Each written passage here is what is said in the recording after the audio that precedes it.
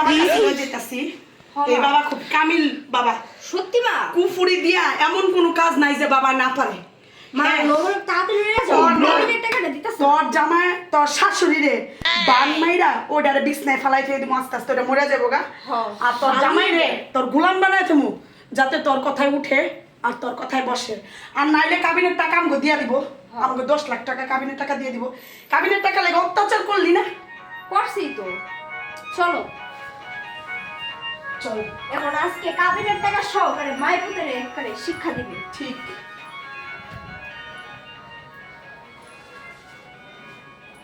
বাবা বাবা আসসালামু আলাইকুম বাবা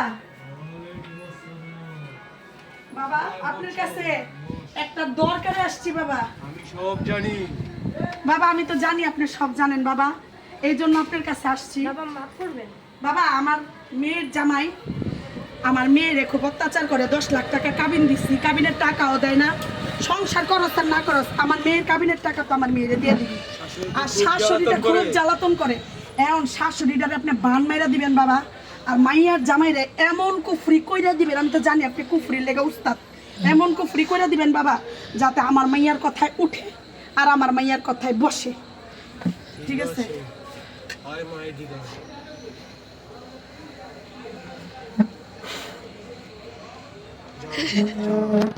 বাবা আমার মেয়েটারে খুব অত্যাচার করতেছে বাবা আমার মেয়েটারে একটু ঝাইরা টাইরা দেন আমার মেয়েটারে একটু ঝাইরা দেন আপনার আশীর্বাদ আমার মেয়েটারে দিয়েন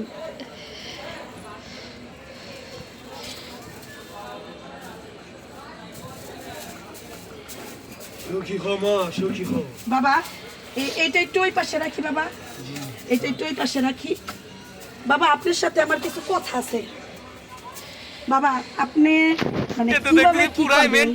এখন আপনি আমার মেয়েকে বলেন বাবা আমার জামাই আমার কোনো কথা শুনে না আমার শাশুড়ির কথা উঠে আর বসে বাবা কিছু করেন নিশ্চয়ই কোনো সমস্যা আছে না বাবা আপনি তো সব জানেন সব বুঝেন কি বললি কি ভূত চালান করছে কে জিন চালান করছে তারা দেখতেছি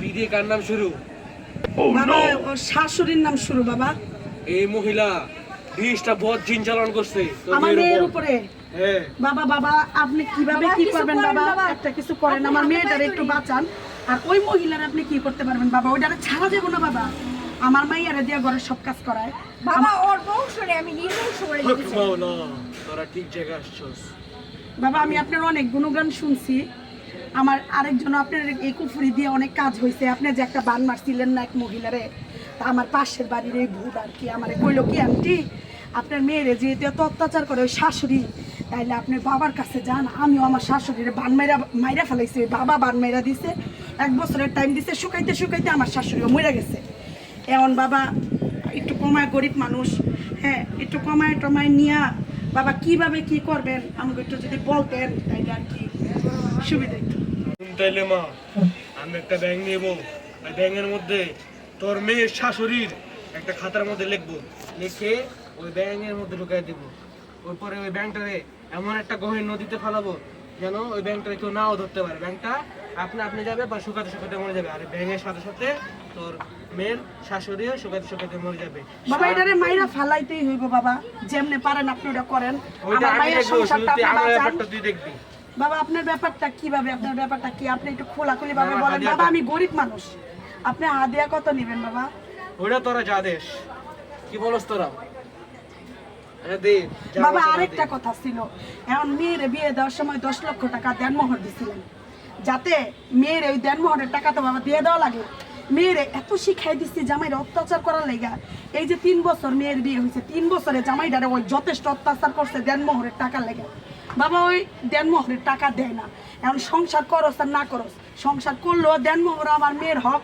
সংসার না করলে তো আমার মেয়ের হক ও বাবা, দেয় না। সাথে আবার 3 মাসের খোরাকিও দিয়া দিব এখন মাইয়ার জামাই মার কথায় উঠে আর আর মার মার কথায় কথায় বসে বাবা ওর মা ছাড়া কিছুই বুঝে না। এখন বাবা এইটার কি করুন যায় আমি দেনমোহরের ওই 10 লক্ষ টাকা লইয়া দিলে আমি আপনার কিছু টাকা হাতিয়া বাড়াইয়া দিব তোরা শুনলি ব্যাপারটা কি দেওয়া যায় নে ফুদা দে পারি নাতে তুইও দে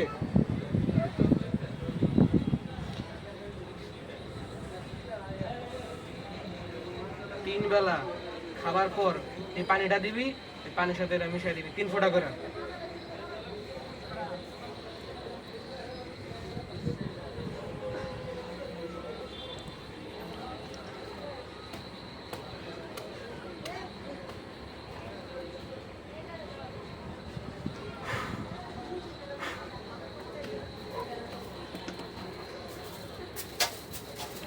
যা তোর কাম হয়ে যাবে। বাবা এখন আমরা তো গরিব মানুষ, এখন আপনি তো সবই জানেন বাবা, আপনি তো সব কিছু, আপনি তো জিন দিয়া সব কাজ করেন।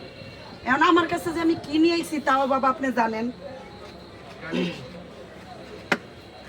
এখন আমি যা দেই আমার কাজ হয়ে গেলে বাবা আমি আপনারে খুশি করে দিব। এই গুণা লাগবো না, আমি জানি ওখানে 5,000 টাকা আছে। বাবা আপনি তো অনেক কামের লোক বাবা। বাবা ডান হাতে দে। বাবা বাবা বাবা বাবা বাবা আপনি আমার ব্যাপারটা এনে দেখেন। তোদের দিব। যা যা বৎস যা, তোদের কাজ হয়ে যাবে, যা। ঠিক আছে বাবা।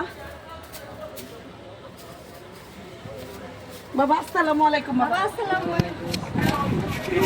কি বোকার বোকা, এইসব যদি কোনো কাজ হয় না, এই মহিলার কোনো জান নেই না, মানে যাই না না জানা ভাঙ ধরে। তো যদি জানতো তাহলে তো এই কাজ করতে আসতো না আমার কাছে। অবশ্য ভালো হয়েছে, আমি 5 টাকা পাইতাছি। আমি তো জানি সবাই 5,000 টাকা দিব, আমি তো বাইরে বোর্ডে লিখেই দিছি 5,000 টাকা আমার দিয়ে। এরপর আবার এটা অবাক হয়, কি বোকার বোকা। আর যদি এমন হতো এগুলোতে কাজ হতো, তো আমি কবে কোটিপতি হয়ে যেতাম, এইসব কাজ করে খাইতাম। স্বাস্থ্য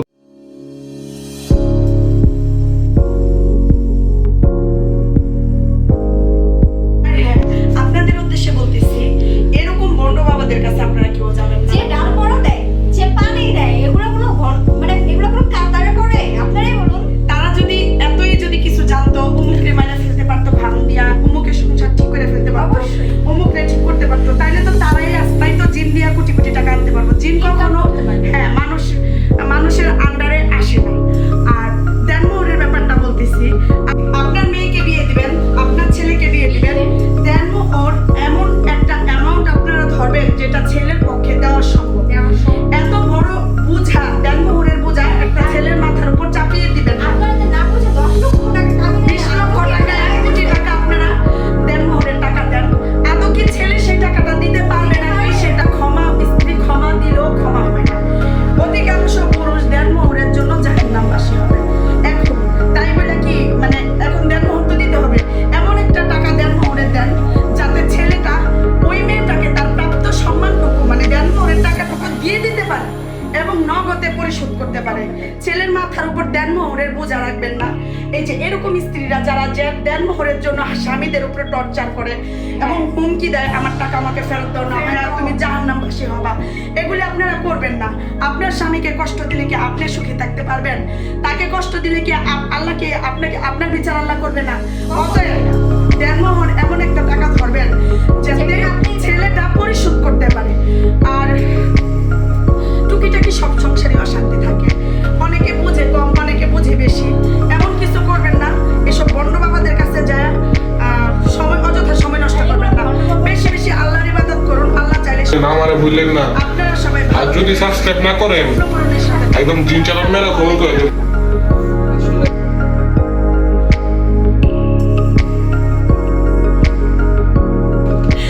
আপনি যদি ফেসবুক পেজ থেকে ভিডিওটি দেখেন, প্লিজ আপনারা ফলো দিয়ে হ্যাঁ শেয়ার করে দিবেন। আসসালামু আলাইকুম ওয়া রাহমাতুল্লাহ।